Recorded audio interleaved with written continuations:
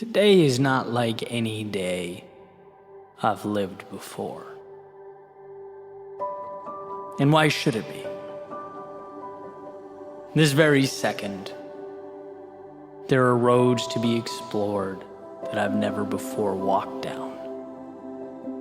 There are actions to take that I've never before taken, and ideas to bring to life that I've never before given the respect they deserve. That's saying, my golden rule: you are always one decision away from a totally different life.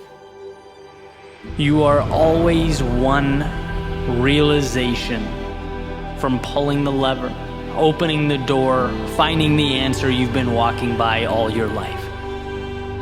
The problem is you don't see today as today. You see it as a continuation of yesterday, the same movie with the same characters and same rules, without even realizing you need to change the script. Emerson said, "Write it on your heart that every day is the best day in the year." Why? Because it can be. Your job is to remember that things will continue on and on and on until we give them an end. We must manually close the book on yesterday's story and start anew because we can.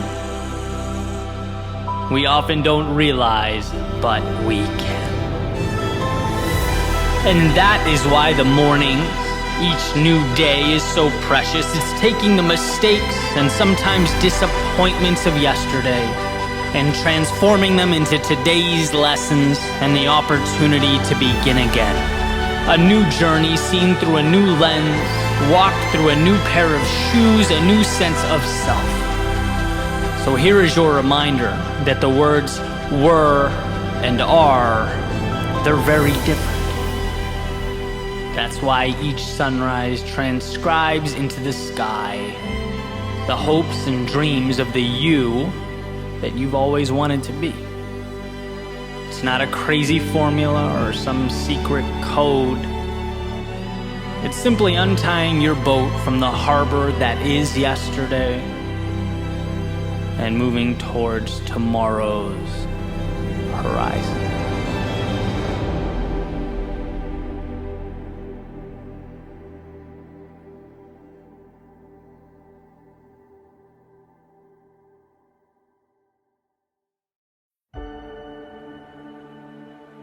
I once heard a metaphor that our existence is like standing behind a curtain with tears or holes, and reality becomes which holes we decide to look through when we're peering out at the world on the other side.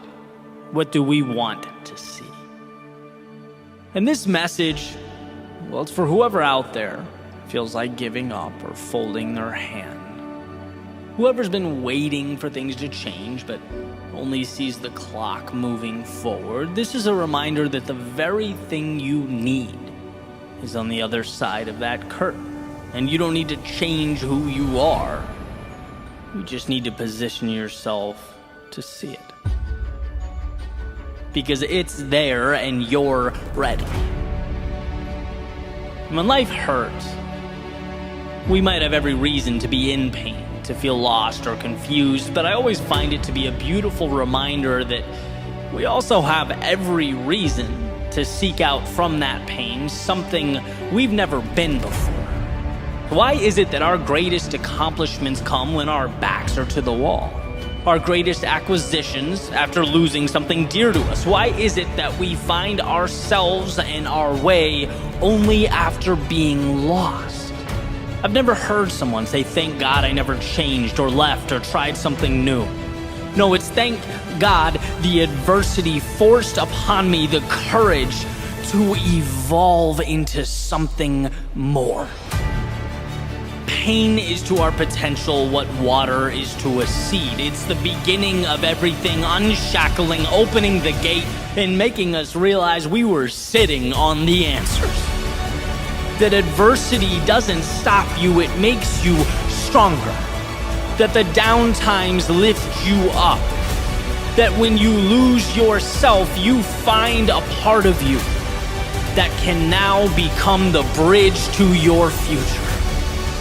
See, I understand that things are difficult and challenging. I understand they're not easy, and I'm not asking you to pretend it's not happening or ignore it or close your eyes. I'm asking you to find, amidst all of this, that one thing that will get you to tomorrow. I'm asking you to find the courage to say, yes, this hurts. Yes, I'm stretched thinner than I've ever been, but I'm still going to find a way. I'm still going to make it happen. Because at the end of the day, you won't remember what hurt or what stood in your way, but you'll remember what you did about it. You'll remember how you arranged those pieces.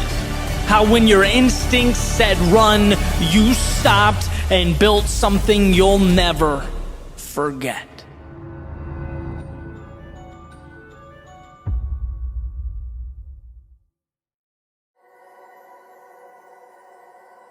What you look for in life tends to be what you find. What you believe is usually what you see, which means your existence hinges on where you build your walls. And part of the reason stories, music, movies, they move us is because we're allowed, even if it's for a short period of time, to change our parameters on these things. To let the mind navigate through a world without any limitation. When you think about it, we never fast forward through a movie so that we can quickly check off the box and complete it. Right? We never rush through to move on to the sequel. No, we want to experience it. We want to be overwhelmed by emotion, captivated by excitement, lost in the mystery, and then when it's over, we retract, we return to reality. The walls come back up and the rules are reinstated. And from a 10,000-foot view, you can't help but look at that and wonder if there's more there. Why do we have to retreat to this microcosm of our ideal world where we're not rushed, we can enjoy the moment? Why does it take a dark room and objects depicted on a small screen for us to feel like it's acceptable to step outside of this everyday script? And the question isn't who's enforcing these rules, right? The answer is always us, it's internal, but the question is why? Is it incomprehensible that the same excitement be inserted into your world? Is it out of the realm of possibility that the rush of adrenaline, the peak experiences, the laughter, love, twists, and turns be inserted into reality? It's like we choose to be chased through life by ticking clocks and measured by socially constructed checkpoints. But we can move beyond that. Much beyond. In those checkpoints, they're just as imaginary as the talking raccoon you set aside 3 hours to watch last night. So, by the way, you could escape from a manufactured reality. Right? There's a powerful, authoritative line that separates our day-to-day from the imagination, and every second is about pushing that back. Never fast-forwarding through life, but making it unlike anything else. Never applying the word mandatory to things that don't warrant the term. We need to think bigger. Working like a madman to build someone else's dream is not mandatory. Enjoying 2/7 of your life is not mandatory. Being confined to one road when there are infinite paths to travel is not mandatory. They're components of a bad movie. And my point is not to be ungrateful. It's not to be resentful. It's to remind you that things are the way they are because you've allowed them to be that way. Nothing in life is destined, predetermined, or meant to be. Everything is decided. Life is chosen. Paths are taken. And sometimes a simple reminder that you have the flexibility to redefine the rules can make all the difference. You are entitled to happiness. Every day is a continuation of the extraordinary, not a break from it, and you have to see that. You have to believe that. You're not alive so that you can every so often escape. You're here to feel the imaginary, to challenge the make-believe. Our view of the world without a concentrated effort, it seems to contract. And this is your reminder to disallow that, to stop living for the 5 or the 10% and flip that ratio on its head. Now is the time to rewrite your script, recraft your storyline. And if what you look for is what you get, then it's time to see what you've never seen before.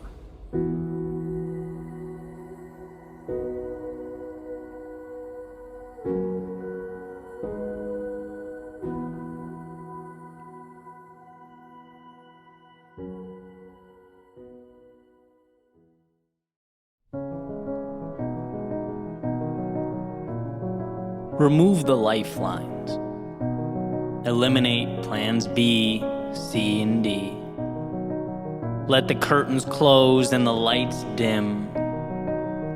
See, the beginning of something new requires the ending of something current. So make life propel you into chapter 2. Let the door slam and lock behind you. Throw away the key. With the boats burned and turning back off the table, we have to make it work. We have to figure it out. Well, how, we might ask, with only these pieces, with only this circumstance, with only these resources? Well, it's funny how when walking away is no longer a possibility, so many other possibilities are born. When we're stuck between the wall and our demons, we roll up our sleeves and do that which we have been, let's face it, running from. We fight. We become proactive. We take initiative. It was always there. We just never had to. So if you can't do it on your own, make life make you. Because the bottom line is there are new horizons that await your arrival. They are always there. But they require you to make the trip, to look out over the vastness of what's before you and convince yourself that what's ahead can become your new normal. And oh, how I wish we weren't biologically preconditioned to preserve, to stay safe, to stay the same. How I wish we weren't constantly being pulled to stay right where we are. Our minds, they love it here. With the rest of the world, the change, the hope, the progress, all on the other side of that window. All outside, all foreign to us. You don't need any of that, it'll tell you. Or maybe, after you conjure up a little courage, it might compromise. It might say, fine, it's worth a try, put one foot out the door, but don't forget you can always come back to me. You can always retreat. It's warm here, safe here, it's predictable here. The mind wants you to know that when things get tough, mediocrity and comfort are always right behind you, ready to embrace you with open arms. And it's for this reason that those boats must be burned, that the door must be locked, and that chapter must be closed. The journey before you, it's going to be difficult. There's no question about that. Anything of value brings difficulty. And when faced with the adversity, the only way to defeat it is to know there is only one way, one option available to you, and that one option is forward. It's through. There is no backwards or compromise. There is no safety. Not if you want from life that which is extraordinary. Not if you want the things we covet, dream of. Whether they're interpersonal, financial, career-oriented, health-related, maybe you just know in your soul that right now ain't it. Any move to something better will present to you its obstacles. And my advice, if it's what you really want, is to have decided before you started that there is no other way. There's no negotiating with yourself. Because if you allow that door to be cracked, life will kick it open. So point the compass north and dismiss any notion that what's comfortable is more important than what's meaningful. When you're cold, nothing is more appealing than that warmth. But warmth is deception, a short-term ploy for you to forget what really matters. An illusion. See, cold subsides, but victory is forever. Knowing that you pushed forward when most wouldn't is forever. Transforming potential into strength when your knees shook is forever. So burn the boat. For no other reason that there is no way forward so long as there remains a way back. Make life make you win. And where most would look around and see evidence of defeat, you'll find again and again in the same quote-unquote evidence the tools to build ladders to new beginnings and bridges to new worlds.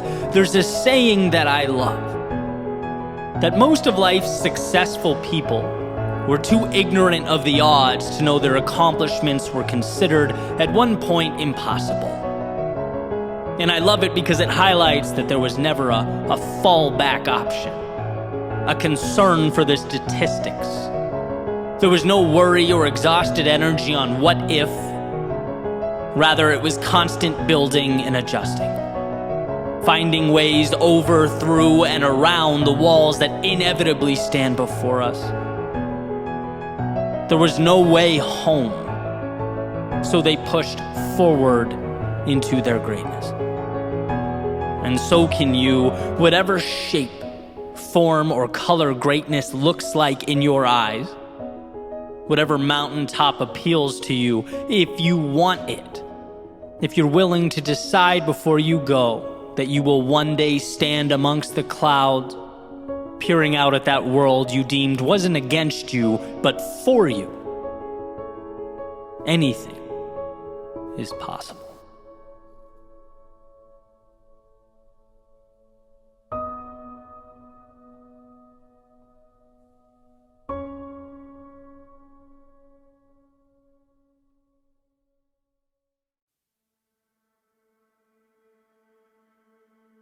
Why chase down the difficult things? It's certainly not being productive for the sake of being productive. It's not for the flex or the trophies. It's because meaning in life is directly tied to conquering the unconquerable, harnessing the outside world. It's about seeing what we can become when we put ourselves in position to grow. The adventure of a lifetime that awaits anyone who chooses to accept. That's why. But it's not a one and done affair. That's the thing. Life has a way of filtering out the timid and the unsure to identify those that really want it. As though it sees us sign that dotted line and asks, is that so? Let me remove that comfort and predictability, see if then it still sounds good. Let me place the value on the other side of the pain. See if you're still enthusiastic about the pursuit. In fact, let me burn the map, dim the lights, add some obstacles along the way. See how giddy you are about all this now. And see the difference between those who make change and those who dream about change. It comes down to one simple thing. How do you view the obstacles? Are they a problem? Are they an anomaly, a red flag? Because if they are, you've lost before you started. But the ones who see adversity as simply the expectation, the water that grows the seed, the wheel that turns the car, the switch that lights up the room, well, for them, it's a little different. They have armed themselves with adaptability. See, life is not smooth sailing with aberrations in the form of rough waters. No, it is a non-stop influx of trials and tribulations. You can't be mentally prepared to evolve if your expectation and your hope is always for calm. No, flip that on its head. The expectation is turbulence. Calm is a rare gift, and as it turns out, you were built to endure. So when the waters are rough and the many turn back, you push forward. Because this is not the world saying no. It's certainly not a referendum on you. It's the cost of admission. A chance for you to prove yet again that where you place your focus, you emerge victorious. If only the world could see, could understand that the challenge isn't the problem, it's the answer. If only everyone knew what you know. That the great tragedy isn't falling down, it's avoiding discomfort in order to preserve what? Mediocrity. Why do you want this? Because you know it's an option. It's there. You know that if you move forward when you're fearful, push harder when it hurts, find something in yourself when there appears to be nothing left, the game of life becomes one of unending reward, beauty, and prosperity. For those few, it's simply knowing that you can have the world if you just give yourself permission to take it.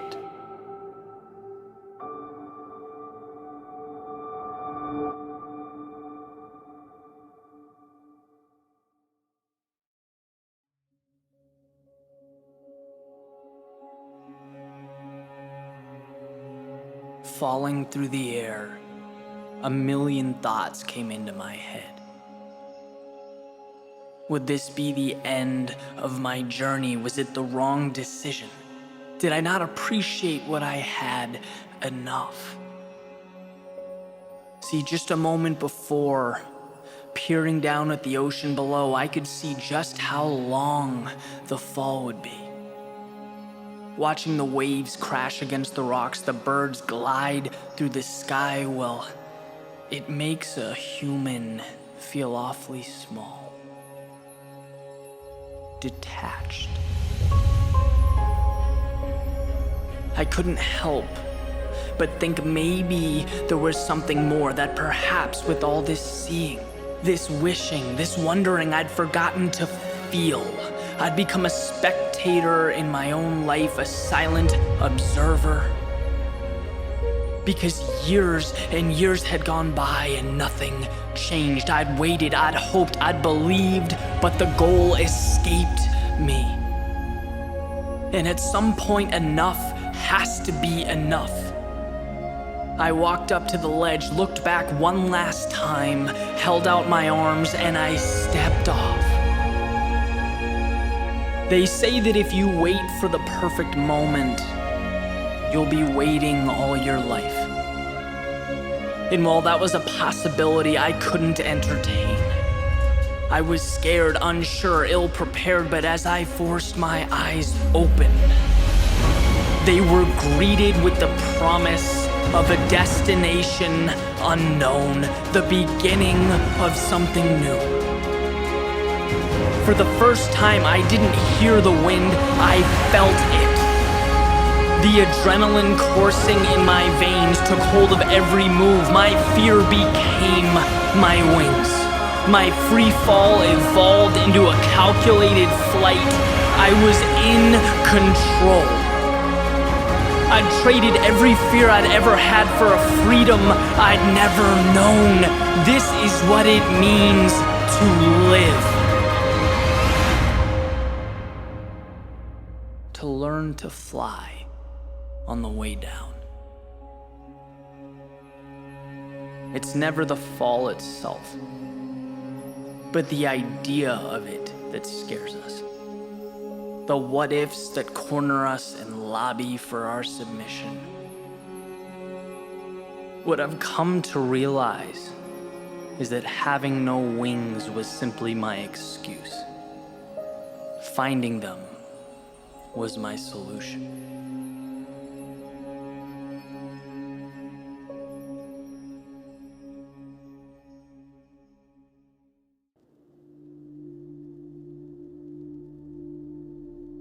Had a window seat on the plane a few days ago, and during the descent, I watched as we lowered into a thin layer of clouds, which anyone who's flown before knows creates turbulence, right? The plane starts to shake.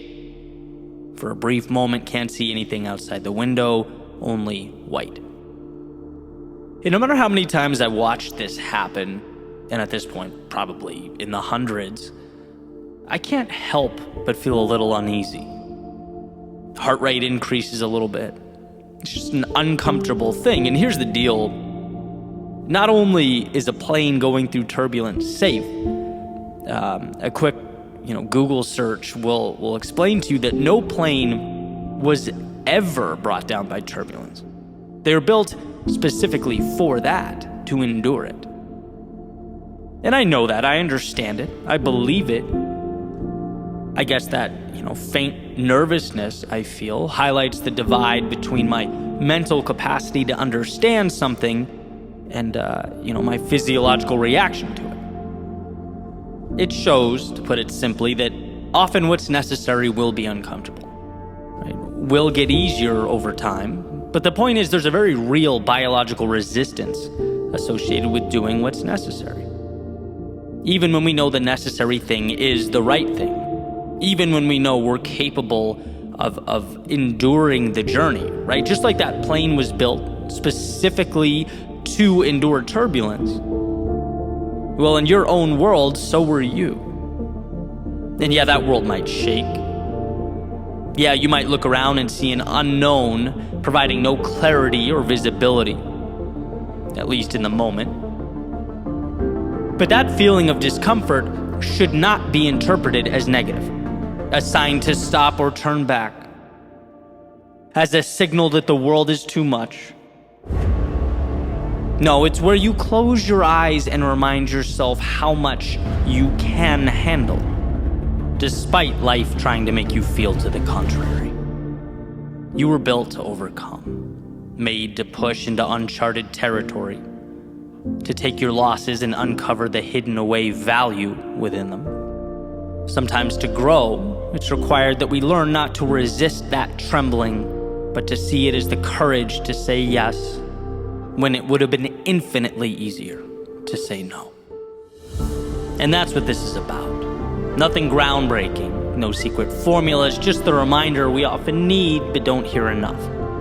That during the ascents and descents of life, and there are and will be many, know that you were built for the turbulence. You can harness the chaos, you can get through to the other side. What's required is simply that you remember who you are and what you're capable of.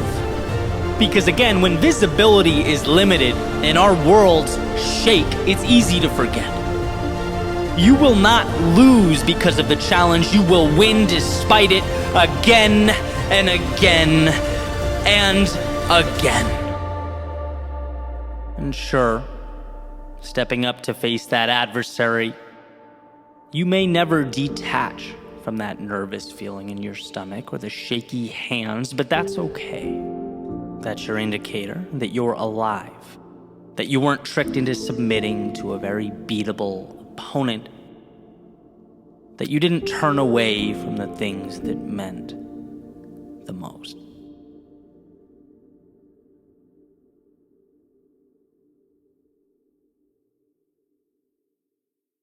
What's up, guys? Eddie here. And before we jump into the next chapter, just a quick note. So, as many of you know, every single video that I've ever put on this channel has been created with the intent of building momentum in your life. If you want something physical to anchor that momentum, we've created the brand AGNS, or Always Grateful, Never Satisfied, for that exact reason. Athletic apparel that embodies the very ideas and concepts I talk about every day. Because you're watching on YouTube or Spotify, we've created a code for this exclusive community, YWW20. You can use that on the website, agns.lifestyle, or right under this video on YouTube. All this stuff is there in the shop. Again, code YWW20 gets you 20% off the entire store. It's a great way to support the channel and also elevate your journey. Let it be a reminder to keep showing up. Appreciate your time. Always grateful, never satisfied. On to the next. We are, in some ways, helpless to what occurs around us. There are things that are beyond our control. But the gift we possess, our power, if you will, is the ability to determine what we let in. How we internalize the externalities. We are responsible for being the gatekeepers of our minds, protectors of our worlds.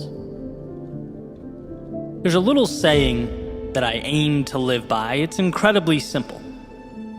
Basically, the idea is, if something is not a net positive on your life, start working to eliminate it. If there's a person that is draining, creating more negative than positive, then they don't deserve to be in your world. Stop letting them in.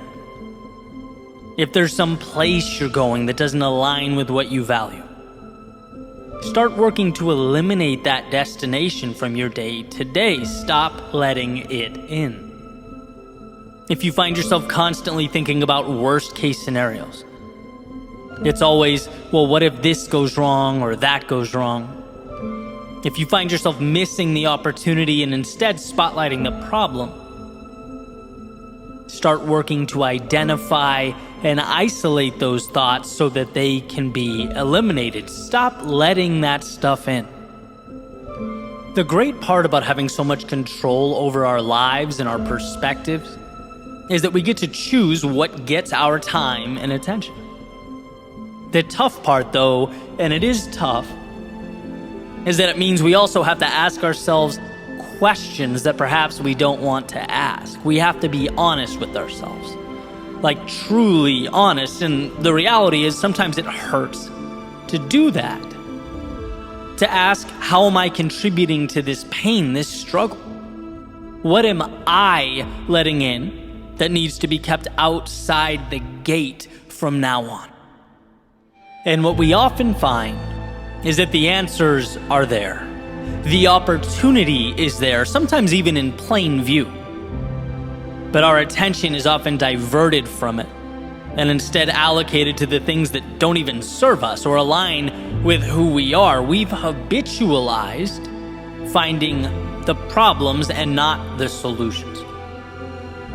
And I can list examples of this over the course of my life all day, right? Epiphanies where I realized I needed to defend the thoughts that enter my mind and better cultivate a world where I can succeed, where I can be happy. Money, for example, the switch from seeing it as a scarce resource, something that everyone's fighting over, how to outmaneuver the guy to the right of me, how to get my hands on this elusive object. Nope. Block that mentality at the gate and let in instead the idea that money is merely an exchange of value. How can I be more valuable to more people?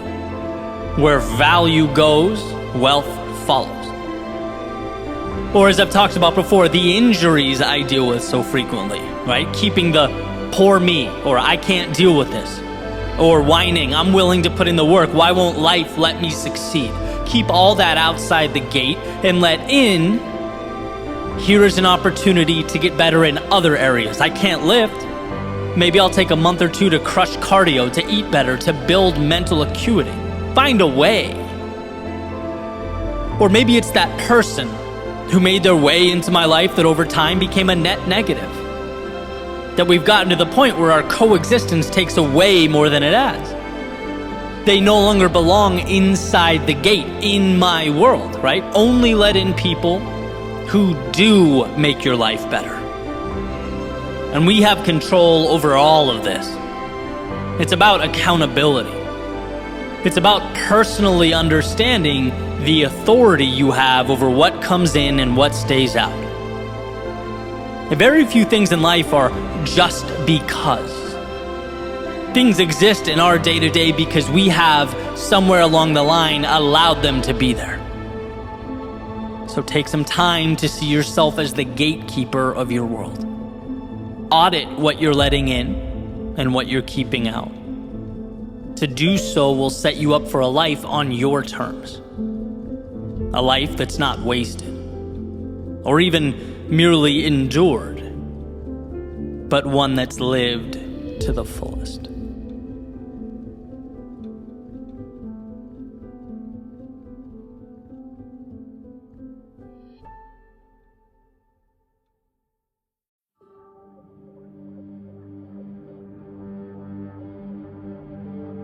Simple truth.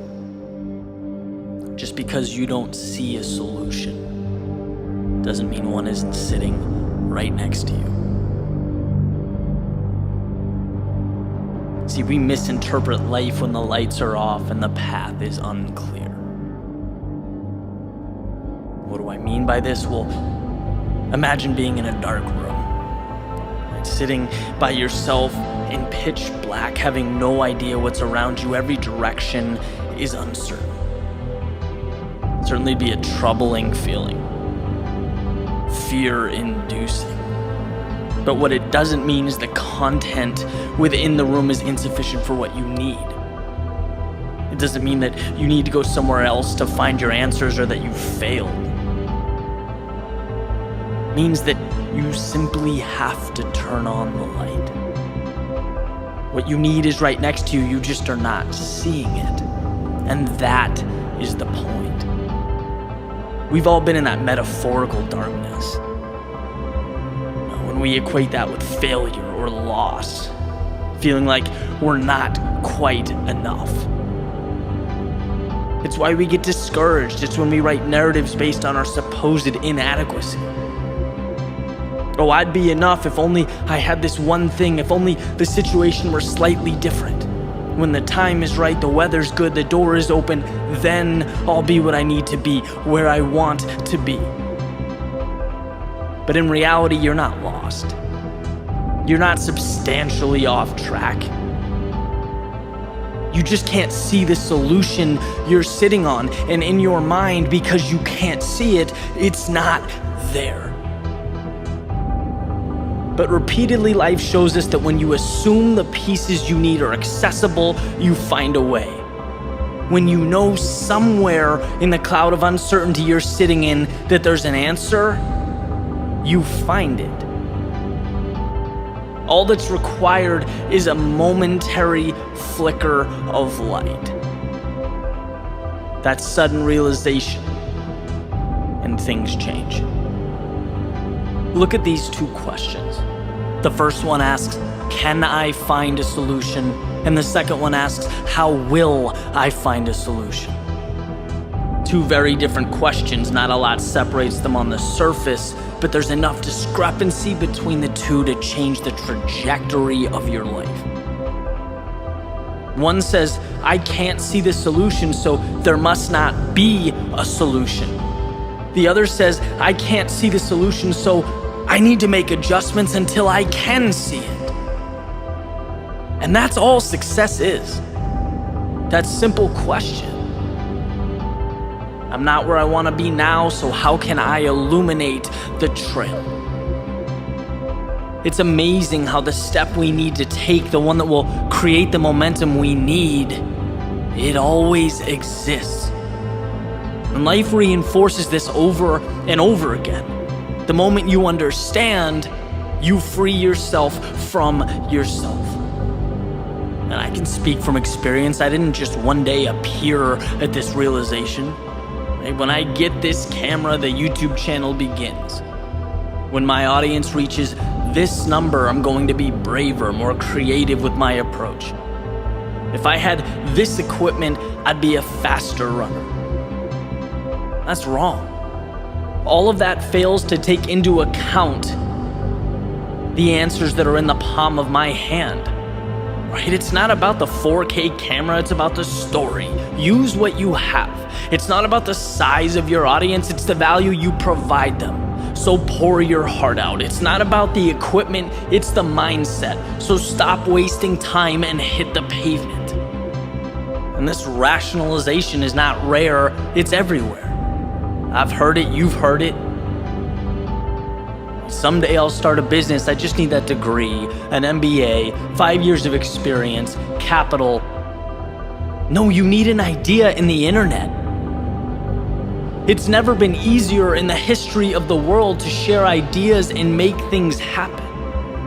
The "I will when the time is right" approach, that gets you nowhere. You have the answers. You talk to them, walk by them, type them into a screen. They're everywhere. And what makes the difference is whether you see what you have and manufacture your solution, or you see what you don't have and create a sob story. And that's why you can place people in the exact same situation and get incredibly different results. Some build bridges, others build walls. But at the end of the day, they started with the same stuff, the same materials. The difference is one didn't have the foresight to flip on the light switch. That answer, the one you're looking for, it goes off at 5. You can hit snooze or get a head start. The answer surrounds you every day. You can give attention to toxic people and things or embrace the positivity. That answer, it forces you to be better. You can believe you're inadequate or simply improve.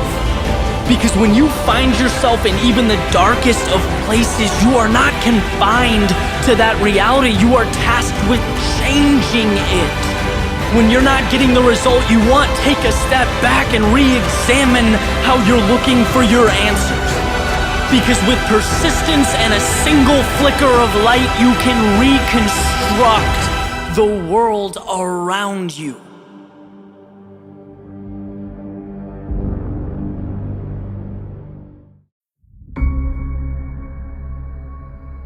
Life's best kept secret? Simple. Show up. Show up when you're tired. You're down. Show up after defeat. Show up when you're stressed, when you're worried. Show up when you don't feel like it. In fact, that's when it's most important to show up. That becomes the great differentiator. See, a lot of us, somewhere along the way, we adopt this idea that winning is about the home run. It's stepping up to the plate and swinging so hard that the ball leaves the park and it never comes back to earth. And while, yeah, that's a fantastic sentiment. And if or when that happens, that's great. But sustained success isn't one monumental occurrence. It's little victories, consistently occurring over and over and over. Very small. In fact, to those walking by, they're probably too ordinary to be considered successful or acknowledged. They're too mundane. They're only victories because you decided they are. And when you think about it, the evidence is out there. Right? Successful teams don't build game plans around the Hail Mary with no time left on the clock.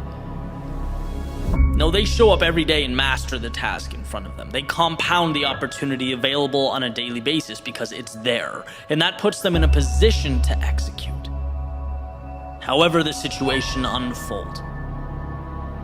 They showed up when it quote-unquote didn't matter, and that of course means everything when it does matter. And something I remind myself every day, and something I think everyone should hear: those waiting for life to hand out miracles will always be left behind by those willing to, well, show up. When it's not fun, not sexy or exciting, days when you're tired, when you're weak, when you feel like the weight of the world is on your shoulders because, well, we all know that happens. We all know how easy it is for that to be the excuse or become the free pass, especially when you know in the back of your head this is practice, right? This is a rep. The world won't end if you sit this one out. But if you wouldn't sit out the real thing, the Super Bowl of your pursuit, then we have to understand the value of the mundane staircase leading to that event. Each seemingly insignificant step is your Super Bowl. It's not that it's close to the same, it has to be the same. It's the old saying, you play the way you practice, but turned way up. Now we're saying there is no difference. And when the lights are turned on and you're standing on that stage, it's not some new experience you have to figure out and navigate. It's the continuation of that staircase, of the old, of the familiar. You showed up then, and you'll show up now. When you were unsure of yourself then, you didn't hide. You trusted yourself, and now that same trust stands by your side. When you were tired, weak, when you had 9 million things on your mind, you didn't bail. You blocked out the world and you found clarity, and now that same clarity simplifies what lays before you. When you felt discouraged or the finish line felt too far away, you reacquired your meaning by simply executing, by being there. And now every part of you will execute here, just the same. So while it's their Super Bowl, their championship, their one shot, this is your everyday. It's your DNA. It's watching that ball roll down the hill that you created, pushed by momentum you brought to life. You'll do what you came here to do because you made that decision. Every step along the way, every single day leading up to now.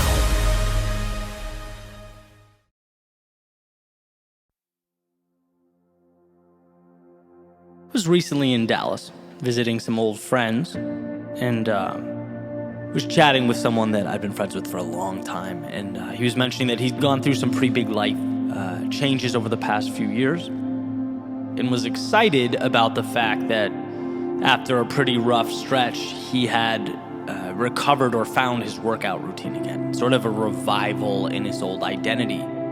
Because for context, he'd always been a pretty athletic guy growing up, but just like it happened to anyone, other things emerged and took priority, right? They swept in and, kind of consumed him for a period of time. And I guess, in a way, that part of him that used to fire on all cylinders was buried. He lost it.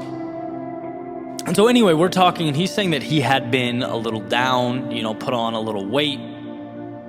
And the struggle was, according to him, making time for fitness in his now incredibly busy life. He's got a toddler running around, a very time-intensive job. On top of that, he's remodeling houses. He's doing a lot. And this is the part that stood out to me. He said, Eddie, I've tried everything. I went through, quick phases where I was motivated, but I couldn't, maintain that consistency. I was working, and then after work, I'd be with my son, who was, just too little to leave alone for 45 minutes. And this is what's funny, because it sounds so simple, but, he says, I found a gym with a daycare so I could bring my son and work out for 45 minutes. And that's when I was able to establish a routine, and that one action or decision allowed my entire life to get back on track, right? That was the rock I had to move which is the phraseology that I want to focus on here. I think it's brilliant the way he said it. Basically, once I could figure out how to work out on afternoons when he's with me, I was able to make it go from sometimes a thing to always a thing. That was, again, the rock that had to be moved. And now I can clearly see from the conversation, right? The guy's happier, feels better about himself. And you know how it is when you're in that space, it starts to carry over into all aspects of life. And I'm thinking, this is so powerful, right? I told him I'm going to steal his rock metaphor and share it on the podcast on YouTube, because that, in my opinion, is the way to look at meaningful change. He nails it. It's not what do I need to get or acquire or add, like, we tend to think in those situations. No, it's what's preventing me from leveling up. What do I need to move, to get rid of? Where's the boulder I have to push out of the way? And sure, there's a temptation to perhaps oversimplify, but I think that's exponentially better than the alternative, which is making things unnecessarily complex. And in a way, that's what humans do best anyway, right? The world is infinite numbers and data points and variables. Humans just pick a few and create stories with them, right? So to me, there is value in truly simplifying and saying, okay, that's where I want to be. What's the one thing I could remove that would free me up to start moving that way? Where is my rock that has to be relocated? And it's funny when we find those things, right? It's like turning on the light in a dark room. Everything begins to make sense. You feel momentum. You feel like you're in it. And again, how you feel when you go to bed at night becomes your identity. It's not because you're solving the problem right away, but because you feel that progress. Progress equals happiness, right? Human beings are invigorated by meaning, the pursuit of purpose. When we're stuck, the painful part isn't necessarily being stuck as much as it's that we're not moving towards what matters. We need that growth. And for my buddy to see that, it was moving the mental rock of, I can't have a good workout when I'm watching my son. Those two things are mutually exclusive. Remove that limiting belief and boom. And maybe in your particular situation, there are numerous rocks that need to be moved. Incredibly plausible, right? But we can only move one at a time. And like dominoes, you have to push the first one down before the others start to fall. So where can you push? Which I also like because it emphasizes the power and control we have in our own lives. Again, situations are messy and complex. I get that. But if you can simplify it down to what is one thing that's preventing me from going or changing or stopping or whatever it is for you, what's the big obstacle? Okay, there it is. Let's chip away. Let's move this thing. It's as if your frustration over immobility is a dam, right? And what you need to do isn't add more water to the reservoir, but find out what you can remove to start letting that water flow, right? You want it to move freely. Because I believe life is a momentum game. It really is. Like, you win when you feel like you're progressing, when you feel like you're taking steps. That's when you're excited. That's when you jump out of bed invigorated. That's where you look for solutions. So look around you. There's always a step to be taken. In fact, I simplified to the extent that my mantra is, number one, know that change is possible. And number two, know that the next move is within an arm's reach of where you stand right now. Understanding and believing those two things is power. Right? Don't get disillusioned by how far the top of the mountain feels or how long you've been in one place wishing things were different. None of that matters. The goal is to manufacture momentum, and that's what you do. So do it by initiating one small action that frees you up to start walking that way. And it's amazing, when you're in motion, things seem to make sense in a way that they simply didn't when you were stationary. That's why it's important to understand that you don't need to have all the answers. In fact, it's impossible to have all the answers. The journey provides them. Right? The path contains the secrets. Therefore, the goal should be to get yourself stepping down that path. No overly harsh, out-of-this-world, unrealistic expectations. No, simply be your own biggest ally here. Remove what you don't need and free yourself of that unnecessary minutia. It's go time. And I go back and forth often, as you've heard me do here, right? It's like, yes, life is messy, it's complex, that's true. It's a culmination of infinite variables and data points, but guess what our job is? Guess what your power is? To hone in on the select few of them necessary to tell your story. Human beings have survived for thousands and thousands of years because we are masters of simplification. Masters of ignoring what we don't need and distilling the complex down into what's actionable. And perhaps that's where you are now, what you need to do most. It's like, I'm not where I want to be. Okay, in simple terms, where do I want to be? What does my mountaintop look like? What am I doing now that's getting in the way? Right? And what rocks do I need to move that will get me started down that path to something new? There are some pretty basic themes that consistently reemerge in most of my videos and podcast episodes. Right? The idea of us having control, agency. The idea that fear can be an ally, or as Joseph Campbell states, the cave you fear holds the treasure you seek. The idea that you're not your past, right? And there are a few more. But essentially, today's episode takes them all and places them in the palm of your hand. It reminds you that in totality, this is all about you being the author of your story. And you don't need the whole book written. Ideas, character development, and all that stuff will come into your head as you write, as the pen hits the paper. You just need to find that starting point. Self-assess. Identify that little piece of opportunity that was hidden beneath the excess. And begin.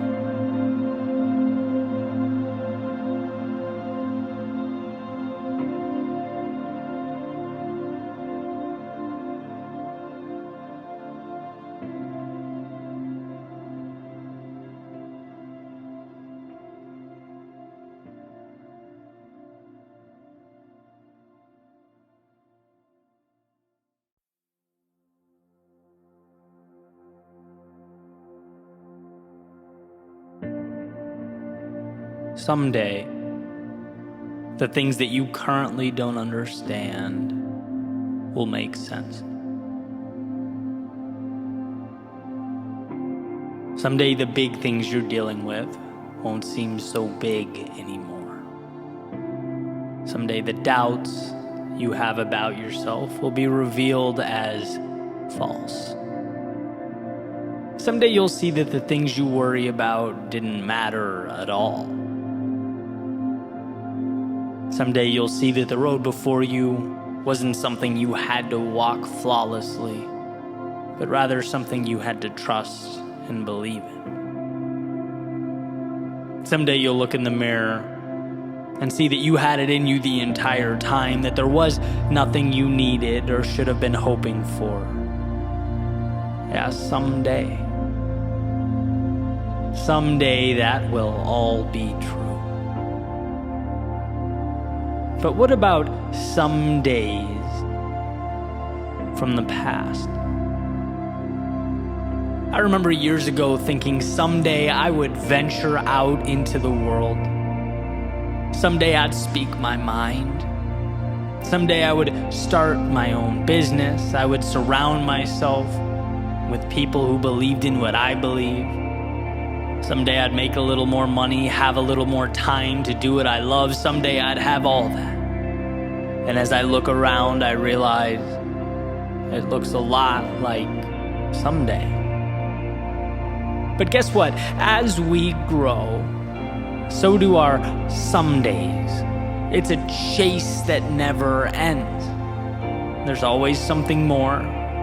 There's always something bigger and better.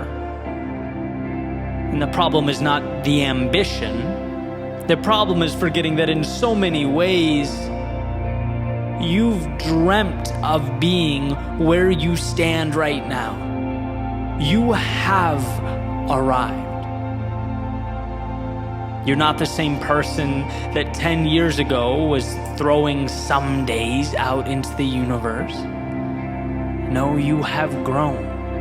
You have learned. You have evolved. Why does this matter?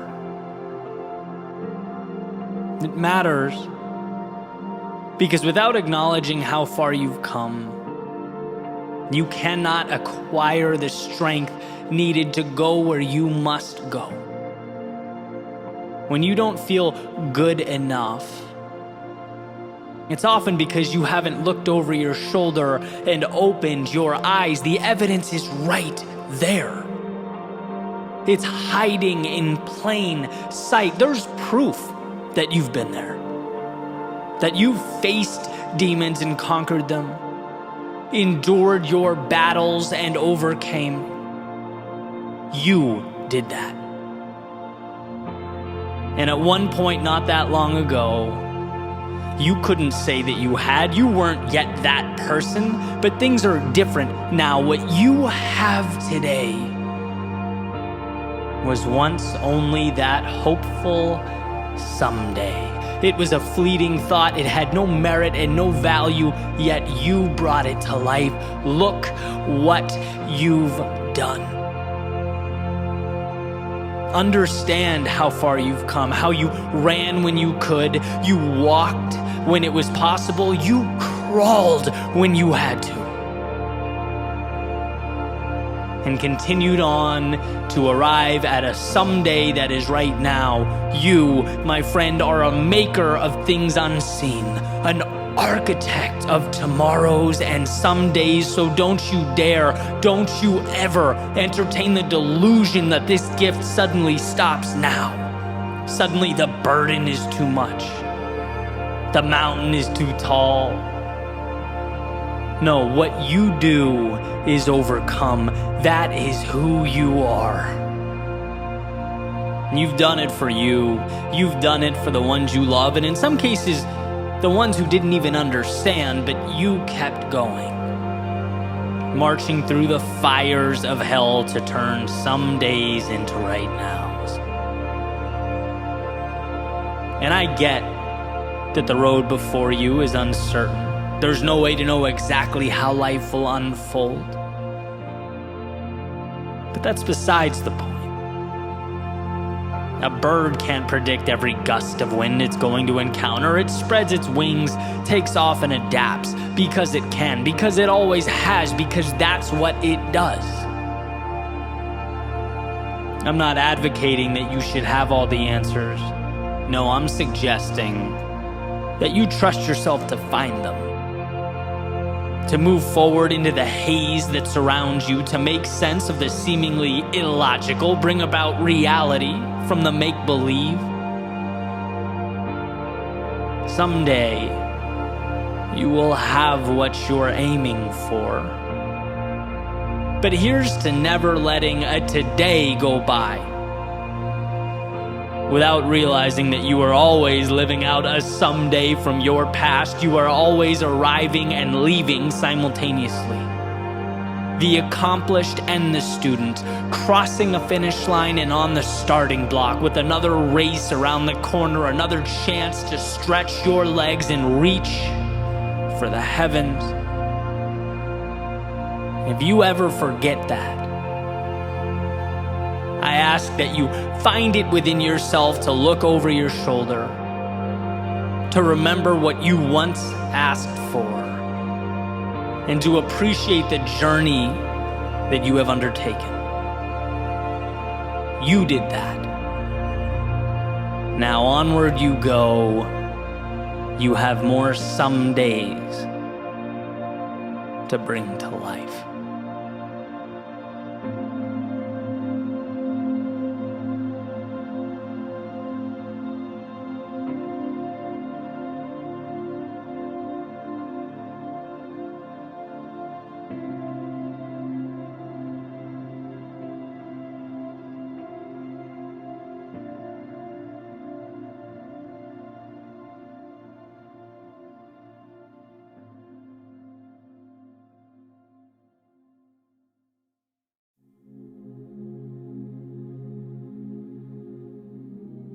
When you're at your lowest point, you are, often without realizing it, positioning yourself to arrive at your highest point.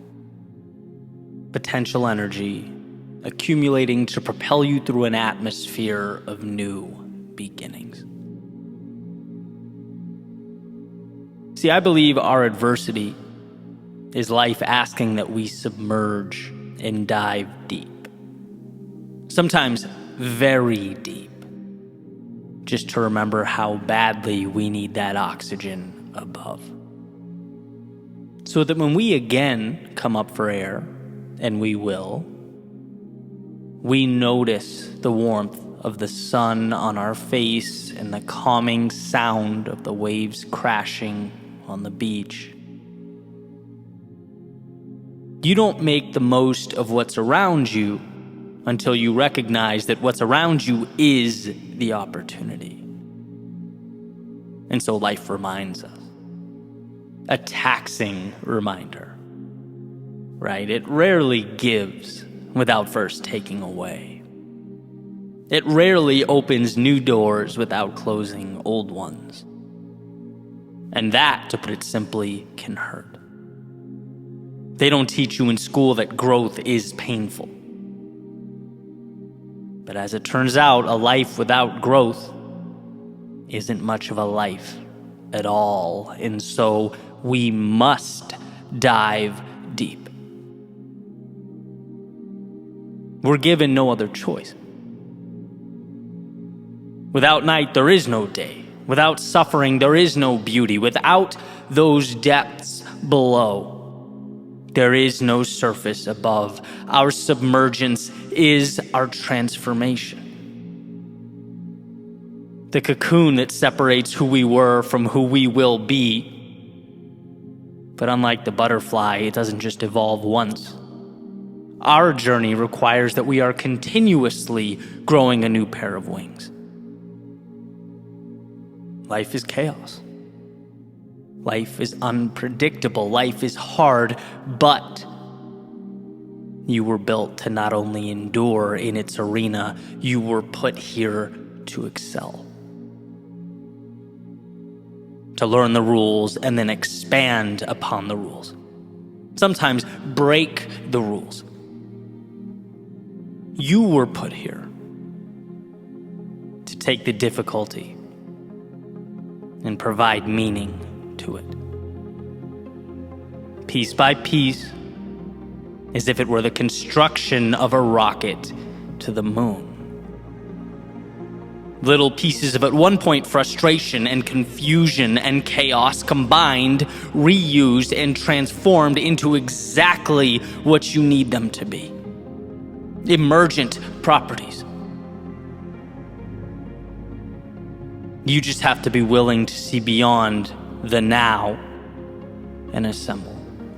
To come up for air and soak in all that awaits at the surface like you've never done before.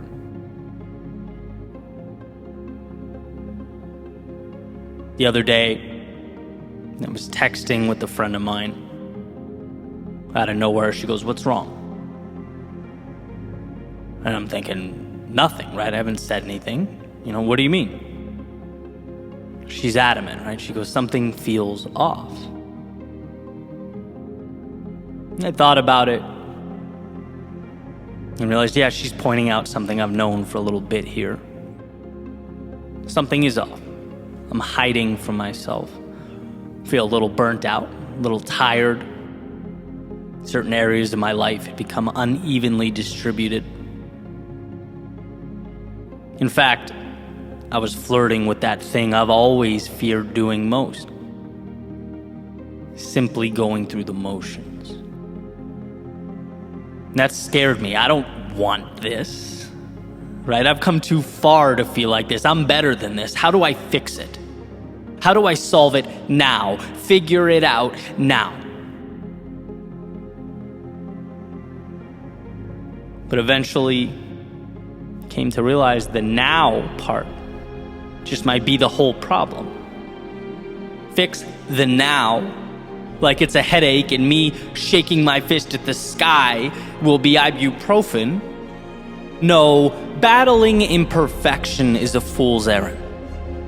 It's setting yourself up for disaster. We are humans, not gods. We are perfectly imperfect. And when something is off, don't fight, listen.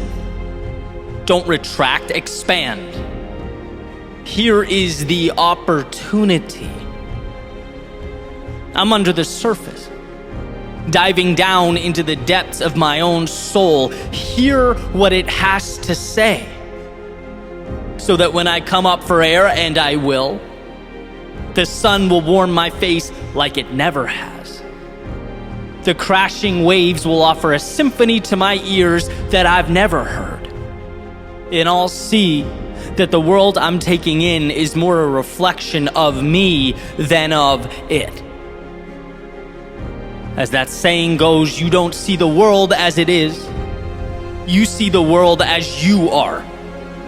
And how lucky to have taken a step back, a trip below the surface, to realize again that I am the painter, not the critic.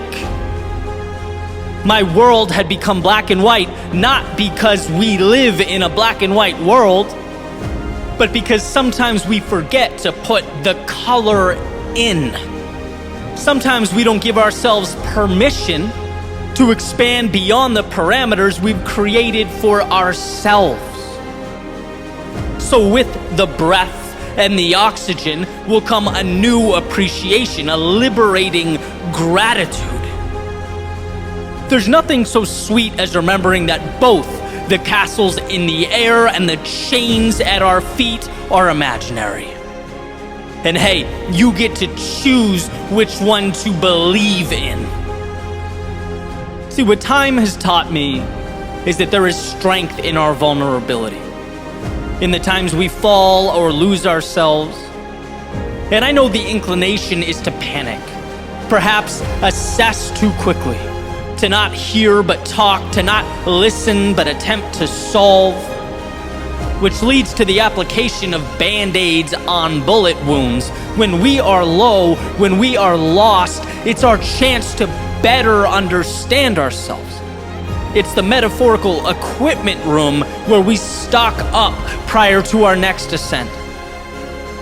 And if I could emphasize one thing, it would be that our perceived understanding of life, it oscillates. Sometimes we feel like we get it. We do. And sometimes we feel like we're sprinting with our eyes closed. It's a riddle we will never fully come to solve. But I do know one thing. We can't change the unpredictability of the world, but by observing, by listening, by getting back up, we can change ourselves. By recognizing our strength, we can utilize the downtimes, as they are the education we've been longing for. Remember, the world does not and will not ask perfection of you, so don't ask perfection of it. You were built to endure, to overcome, and to recreate yourself. Losing your wings will never be the problem. It's forgetting that they must be regrown. That is the problem. So step out. Rise to the surface of your world and breathe. Take in the surroundings that will become your resurrection story if you let them.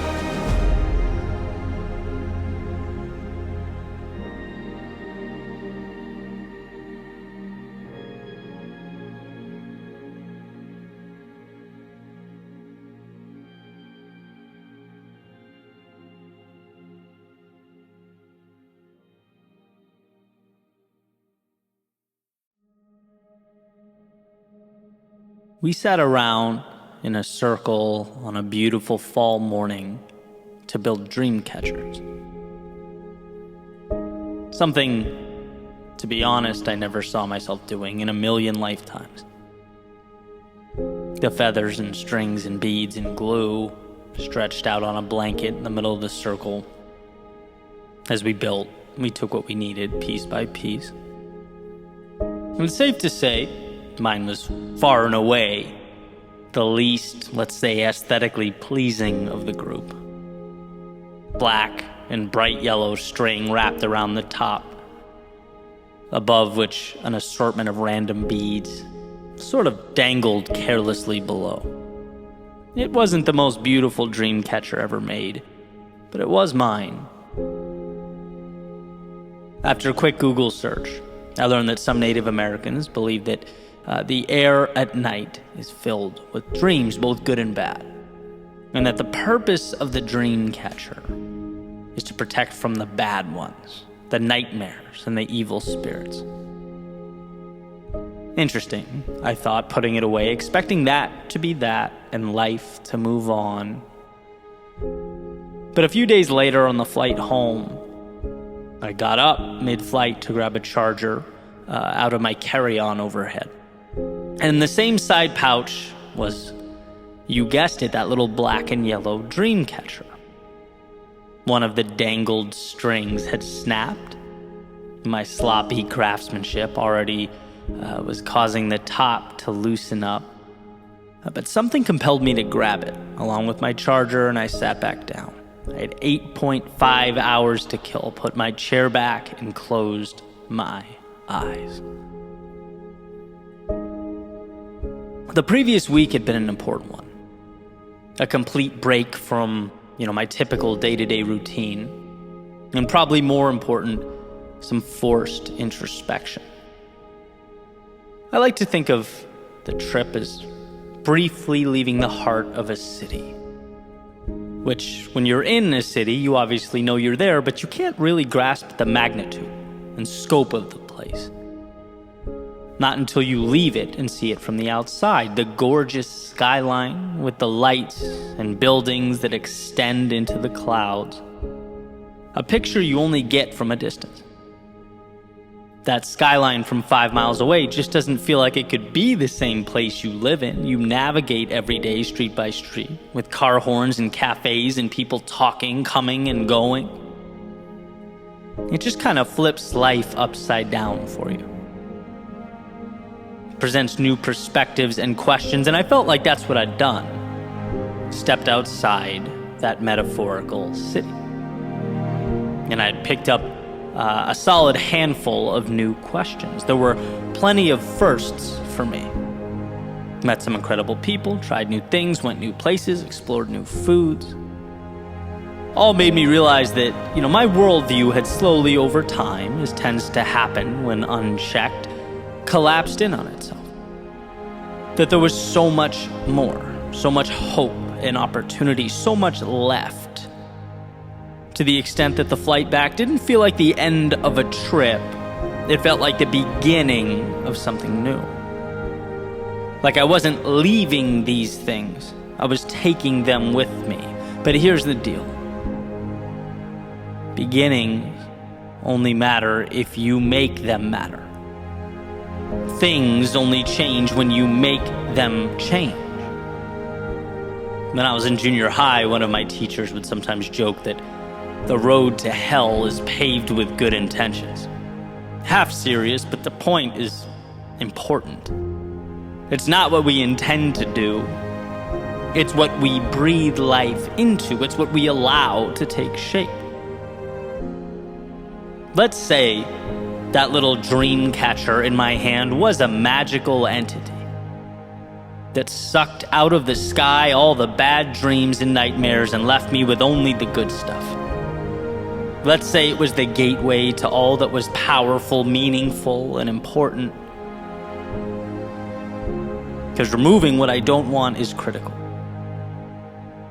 But what I'm then left with is mere opportunity, not guarantee. Dreams are only potential, and life is only what we make it. So growth must be a team effort between me and this little black and yellow defender of worlds, watchman of the night. A duo.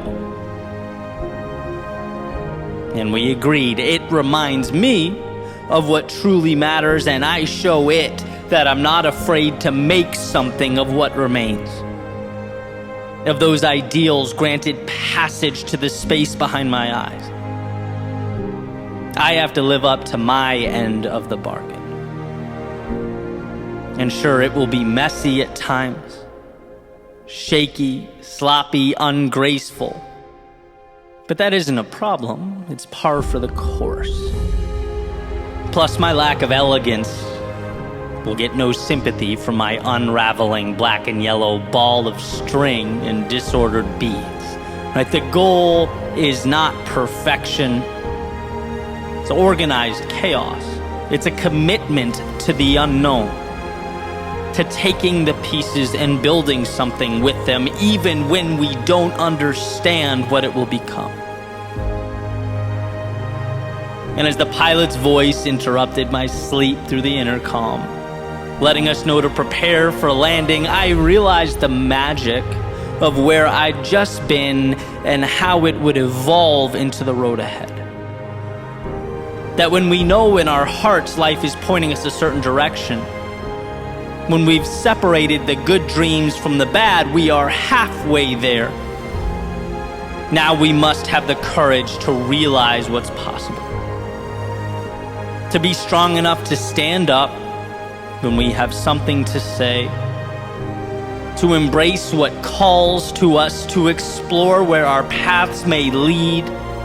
To get up and dance when the music plays, to stop holding back tears when they must fall, to smile when our hearts intend, to leave the old stories and narratives behind, and to step beyond our egos and towards our authenticity.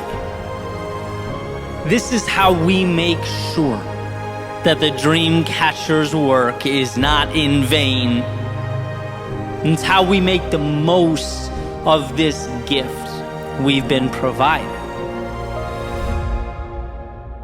And so we sat in a circle on a beautiful fall morning to build dream catchers.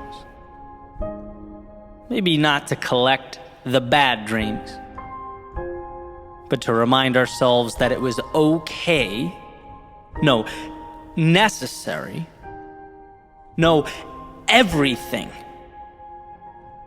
to let ourselves make the good dreams reality.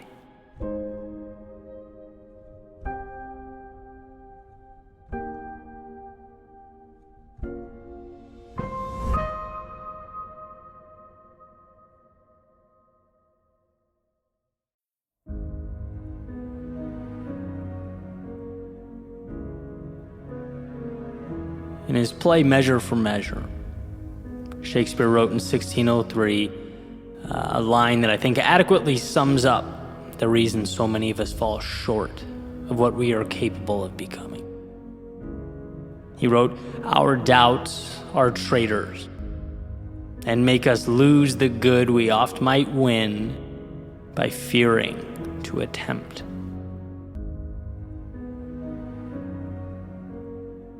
Our greatest tragedies and regrets in life tend not to be our mistakes. They're not when we try and we falter. No, the vast majority of the time they arise when we do not even attempt, because fear has prevented that very first step. It's when we have that perpetual light shined on all that can go wrong, while the upside and the opportunity sits in the dark, just out of frame. And in a world where you get what you focus on, to only focus on the worst possible outcome, it's a death sentence. It's debilitating. The way I see it, there are a million ways to improve something. There are infinite roads and paths and possibilities. None are certain, but what is? Here's the interesting thing, though. The only certainty, the only thing that is for sure, is that if you don't go, you will not arrive. One will never finish what they do not start. Listen to this quote from Thoreau. It's from his book Walden, which he wrote after about 2 years and 2 months of living in the woods by Walden Pond in Concord, Massachusetts.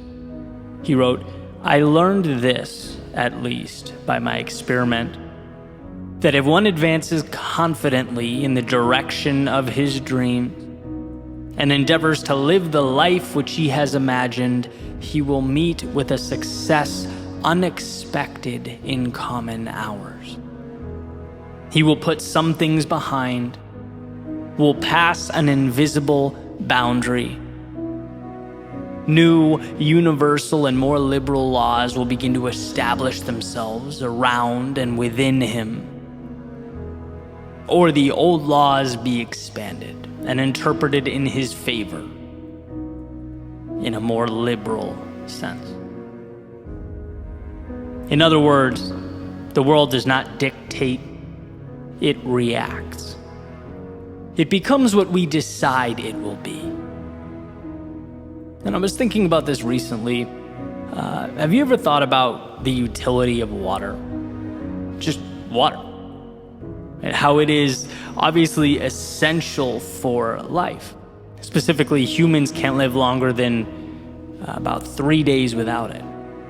Yet, we can also very easily drown in too much of it. The same thing that's required for life can easily take life away. It all depends on how it's being utilized. And so when I think about this, my mind goes to Shakespeare's message on our doubts making us traitors if we let them. Or Thoreau's passage about moving with conviction towards the things that matter, towards our dreams. And what I see is an intentional restructuring of the world around us. The idea that life can work for us or work against us. It can be our headwind or our tailwind, the reason we stay or the reason we leave, and who decides that? You. You decide that. I often think back to my first creative project once I took the entrepreneurial route years and years back. I referred to the project as quiet desperation, in reference to actually another Thoreau quote, "Most men lead lives of quiet desperation," because I realized around that time how easily that could become reality, and decided to do something about it. For me, it was a huge step out of the routine and the cycle. I finally asked myself who I was living for. Where did I lose myself? Or had I simply never bothered to find myself? And I don't know the answer to that, but I know at the time, if you asked me, Eddie, what are you truly excited about? Probably be a lot easier for me to tell you about the things I didn't like, I was afraid of, that I was unhappy with. That's what I saw, that's what I focused on, and that's the point. Until then, I was immersed in Thoreau's dreaded common hour thinking, and so used to it that I thought nothing of it. There was no next step or other side. And then I arrived at that moment I hope we all get to at some point. Realizing there's very little to lose and everything to gain. And it drives me crazy how hard we have to fight for this understanding. How much easier life would be if it was intuitive, but it's not. It's a journey, a muscle that must be built, and so we must build. We have to prove to ourselves that what's big and intimidating can be broken down. That what we visualize can materialize. That will always be true. But we need to make ourselves believe it. Identity is scripted. Confidence is earned, not once, but every day. And we must understand the pain associated with staying far exceeds the pain associated with moving towards our dreams. The former is destructive and the latter is what we need. They are not the same. So being as we choose what we see, how about a commitment? Not a commitment to be perfect, not a commitment to have all the answers or avoid mistakes.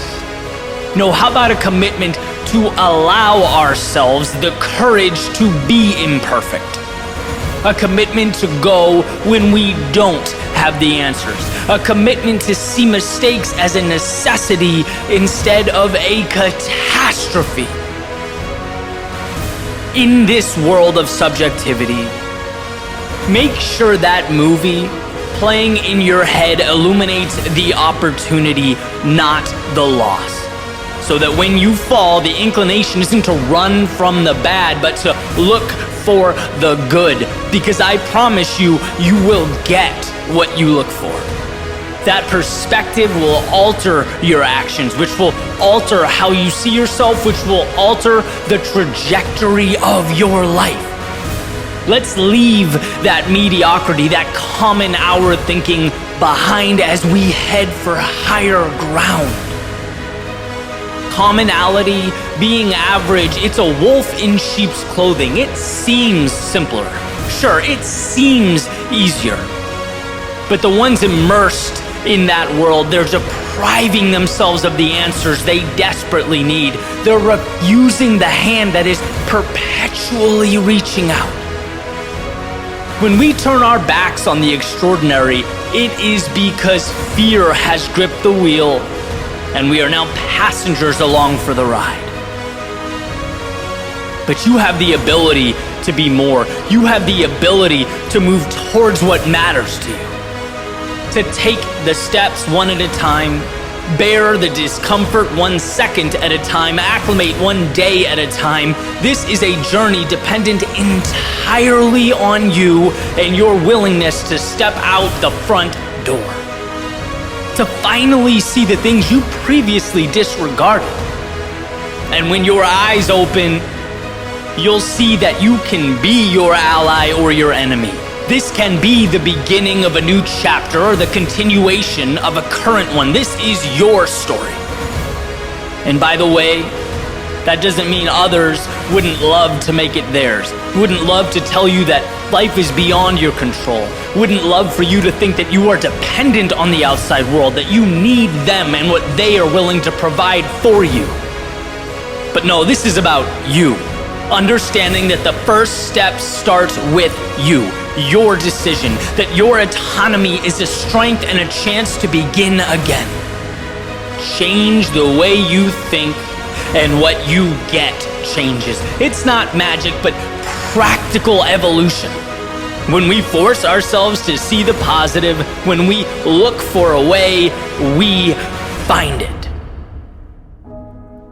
That's reality changing because you decided that it should. And that's what the power of perception is. Nothing more than unlocking the gate that was previously placed before you. There's no better time than this very moment to walk through it and rewrite your story as it should be written.